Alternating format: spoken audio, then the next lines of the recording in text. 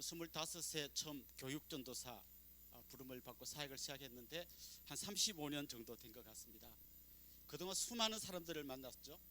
그런데 그중에 어떤 사람들은 굉장히 대책 없는 사람, 저 사람이 과연 제대로 예수 믿을까, 완전히 날라리 같고 그냥 교회만 간신히 오는 사람 같아 보였던 사람을 한 20년 지나고 딱 만났는데 너무 신실한 믿음의 사람으로 이렇게 성장해 있는 경우를 보았습니다. 반대로 처음 봤을 때 이분 정말 기대된다, 앞으로 정말 너무나 멋진 믿음의 사람이 되겠구나 기대했는데 한 15년 20년 만에 만나봤더니 완전 바닥에 떨어져 있는 그런 분들도 가끔씩 보았습니다. 성경에도 그런 분들이 많이 나오죠. 솔로몬 같은 사람, 처음에는 굉장히 뭔가 좀 잘할 것 같아 보이는데 말년에 가면 완전히 바닥으로 추락하는 그런 모습을 보게 되죠. 오늘 우리가 읽은 이 본문에는 정반대의 사람이 나옵니다. 야곱. 그가 처음 나왔을 때는 정말 내 곁에 있다면 절대로 친구하고 싶지 않은 사람, 좀 피해 다니고 싶은 사람이잖아요. 속이고 뒤통수 치고 또 제일 치사한 거는 먹는 것 같고 이거 먹으면 어쩌고 저쩌고, 이거 인생 가운데 제일 치사한 거, 이런 짓 하는 사람으로 처음 등장합니다. 그러나 그는 계속해서 믿음의 놀라운 성장을 이루어냅니다. 창세기 28장 베델에서 하나님을 만나고 32장 오늘 우리가 읽은 이 본문에서 야복강가에서 또 하나님을 만나고 창세기 35장 베델로 올라가라는 말씀에 순종해서 다시 가정의 대부흥을 이루어내고, 그 무엇보다 그의 인생에 가장 빛나는 때가 있었습니다. 히브리서 11장에 보면 여러 믿음의 사람들을 소개하면서 그 사람의 인생 가운데 가장 빛나는 부분을 딱 한 토막을 소개합니다. 예를 들면 노아는 방주를 만들었습니다. 여기 가장 빛나는 부분이죠. 야곱의 인생에서 가장 빛나는 부분은 언제였나? 바로 죽기 직전이었어요. 히브리서 저자는 그가 죽기 직전에 자녀들을 모아놓고 축복해주는 그 장면을 야곱의 인생에서 가장 빛나는 부분으로 뽑아냈습니다. 그렇다면 야곱은 그야말로 죽을 때까지 계속 성장해 갔던 사람입니다. 여러분, 믿음이 자란다는 게 뭘까요? 여러분 아마 그동안 여러 복음 공부를 많이 하시면서 들었겠지만 사실은 믿음이 자란다는 것은 크게 두 가지가 우리 안에서 더 확실해지는 겁니다. 하나는 하나님이 내가 알고 있던 것보다 훨씬 더 크고 광대하시고 은혜로운 분이라는 걸 깨닫는 거예요. 날마다 그걸 더 알아가는 거예요. 그 하나님의 사랑의 깊이와 너비와 길이와 높이를 계속 알아가는 거예요. 또 한편으로는 나는 내가 생각했던 것보다 훨씬 더 죄인이라는 것을 시간이 지나면 지날수록 더 깊이 알아가는 거예요. 그래서 이 격차가 벌어지면 벌어질수록 그 사람의 믿음이 깊어지는 것이죠. 그런데 여러분, 하나님을 아는 것도 어렵지만 나를 아는 것도 어렵지 않습니까? 오죽했으면 나훈아라는 가수가 나와서 태수 형에게 이런 질문을 던졌겠습니까? 태수 형, 도대체 당신이 너 자신을 알려고 던져놓고 하는데 이게 뭡니까? 라고 하는 이 비급 문화의 이 고고한 철학적 질문을 던져놓은 걸 보면 이게 사실 우리들의 고민이기도 하잖아요. 나 자신이 누군가를 어떻게 알아갈 수 있을까요? 보통 사람들이 자기를 아는 방법은 다른 사람과의 비교에 의해서 알아갑니다. 나는 저 사람보다는 키가 크고 저 사람보다는 돈이 좀 많고 쟤보다는 공부를 좀 못하고, 그래서 수많은 비교를 갖고 내 좌표를 여기저기 찍어봅니다. 그리고 그 내가 찍은 좌표를 다 종합한 그걸 나라고 인식합니다. 그러나 이건 여러분 얼마나 부정확한 겁니까? 자기 스스로 대단한 사람이 되고 싶다면 계속해서 자기보다 못한 사람하고 비교해보면 됩니다. 나보다 키 작은 사람하고 늘 비교하면서 나는 꽤 키가 커. 나보다 공부 제일 못한 애들하고 보면서 나는 공부 잘해. 교회 생활도 저 권사님 집사님처럼 새벽기도도 안 오는 저런 사람보다 나는 훨씬 나. 이렇게 자기보다 못한 사람하고 계속 비교하면 자기는 굉장히 큰 사람이 됩니다. 반대로 또 자기보다 뭔가 잘 나가는 사람하고 비교해보면 자기는 늘 좌절할 수밖에 없는 사람이 됩니다. 목회 현장에서 나보다 큰 교회, 나보다 좋은 차 타는 그런 분들 보면서 기죽으면서 산다면 그건 역시 정확하게 자기를 보는 게 아닐 겁니다. 그럼 어떻게 해야 정확하게 나를 볼 수 있을까요? 이런 쪼무레기들을 하고 계속 비교하는 게 아니라 그야말로 거인 앞에 서봐야 합니다. 더 정확하게 말하면 절대자 앞에 서봐야 합니다. 더 정확하게 말하면 하나님 앞에 서기 전까지 우리는 자신을 제대로 알 수 없습니다. 그 우주의 창조자이시고 운행자이신 그 광대한 하나님 앞에 서봤을 때 우주의 먼지만도 못한 초라한 내가 보게 될 거고, 정확하게 내가 누군지 알게 될 겁니다. 이사야 선지자는 백성들에게 진리를 선포하고 회개를 촉구하는 사람이었지만, 그가 이사야 6장에서 하나님의 놀라운 임재를 경험한 다음에 자기도 모르게 이런 고백을 했습니다. 화로다 나여 망하게 되었도다. 나는 입술이 부정한 자요 부정한 백성 중에 거하면서 만군의 하나님 여호와를 배웠음이로다. 너무나 초라한 자기를 발견한 거죠. 베드로는 그전에도 예수님을 몇 번 만난 적이 있지만 인격적으로 예수님을 만났던 적이 있습니다. 깊은 데로 가서 그물을 던졌을 때 2배 가득 넘치도록 어마어마한 물고기가 잡힌 걸 보고, 그가 그 물고기를 보는 대신에 물고기를 잡게 하신 예수님을 발견하게 되었습니다. 그때 그는 주님 앞에 무릎을 꿇었습니다. 그리고 이렇게 말했습니다. 주여 나를 떠나소서, 나는 죄인이로소이다. 감히 주님 앞에 같이 있을 수 없는 어마어마한 죄인이라는 것을 그가 고백하게 됩니다. 바울은 예수님 만나기 전에 율법의 의로는 흠이 없는 자였지만 예수님을 인격적으로 만난 후에 그는 나중에 이렇게 고백하죠. 나는 죄인 중에 괴수다라고 고백합니다. 그렇습니다. 우리가 진짜 나를 알기 위해서는 하나님을 알아야 합니다. 하나님을 알아야 나를 알고, 나를 알아야 또 하나님을 알게 됩니다. 그래서 칼빈이 이렇게 선순환이 계속해서 일어나야 된다고 이야기했었죠. 오늘 본문에는 야곱의 귀향, 고향으로 돌아오는 이야기가 소개되어져 있습니다. 겉으로 봐서 야곱의 귀향은 금이환향입니다. 어마어마한 재산을 모았고, 그리고 대가족을 이루었고, 누가 봐도 정말 빈털터리로 도망갔던 그 사람이 너무나 성공해서 고향으로 돌아오는 장면처럼 보입니다. 그런데 그는 지금 야복강가에서 잠 못 이루는 밤을 보내고 있습니다. 우리 시대 때 나왔던 영화 제목이 생각나는데요, 시애틀의 잠 못 이루는 밤이라는 영화가 있었습니다. 오늘 이 본문을 가지고 영화를 만든다면 야복강가에 잠 못 이루는 밤 이렇게 만들 수 있을지 모르겠습니다. 그런데 그곳에서 그는 뜻밖의 사람을 만났습니다.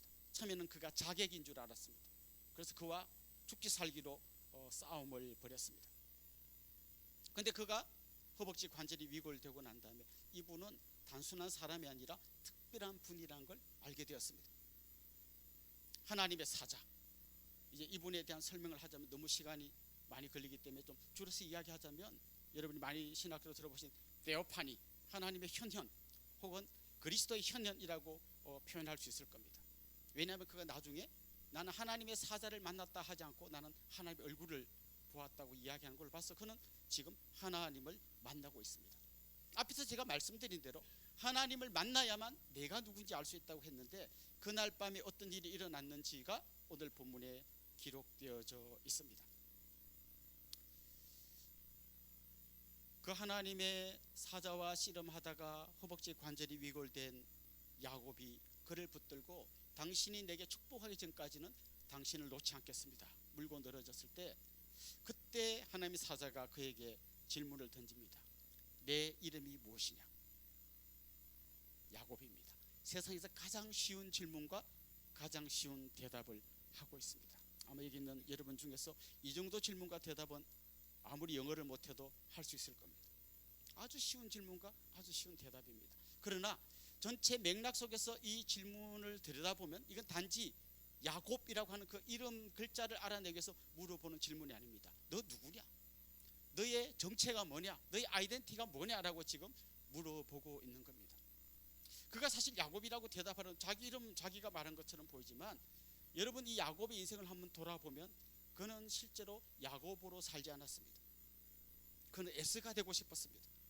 그 간발의 차이로, 쌍둥이인데 간발의 차이로 둘째가 된 이 억울함을 그는 풀기 위해서 어떻게 하든 저 에스의 자리를 차지하고 싶어서 몸부림치며 살았습니다. 팥죽 한 그릇으로 장자의 명분을 사기도 하고, 또 너무나 치사하게 눈먼 아버지 앞에서 짐승의 털을 붙이고 엎드려 가지고 자기가 에서인 것처럼 아버지의 축복을 받았습니다. 그때 아버지가 그에게 수상해서 물어봤잖아요. 만져보니까 털은 있는 것 같은데 목소리는 야곱 비스무리한데 너 누구냐? 그때 야곱이 뭐라고 대답했습니까? 저 에서입니다. 그는 에서가 되고 싶었고 에서로 살고 있었던 겁니다. 결국 그의 그 다음 이어지는 인생도 끊임없이 장자가 되어서 복을 받는 그런 삶을 꿈꾸면서 외삼촌과 머리 싸움하면서 그냥 치열하게 살았던 게 그의 모습입니다. 근데 그날 밤, 하나님을 인격적으로 만난 그날 밤 물어보십니다. 너 누구냐? 그는 정확하게 대답합니다. 저 야곱입니다. 형 속이고 아버지 속이고 남의 뒷발꿈치를 잡고 뒤에서 잡아당기고 뒤통수나 치는 그런 놈입니다라고 하는 자기 발견의 고백을 하게 됩니다. 우리가 하나님 앞에 서기 전까지는 절대 그런 자신을 보지 못합니다. 포장지에 둘러싸여져 있는 그럴듯한 나를 아무리 뜯어보아도 정확한 나를 발견하지 못하는 거죠. 그는 지금 금이 환영하는 너무나 멋진 모습을 갖고 있지만 그날 밤에 고백합니다. 저는 너무나 초라한 사기꾼, 뒤통수 치는 사람, 속이는 자, 뒤에서 발꿈치 잡고 당기는 나쁜 놈입니다 라고 하는 진실한 자기 고백을 하게 됩니다. 그때 하나님의 사자가 그에게 이렇게 이야기합니다. 이제부터는 내 이름을 야곱이라 하지 말고 이스라엘이라고 해라.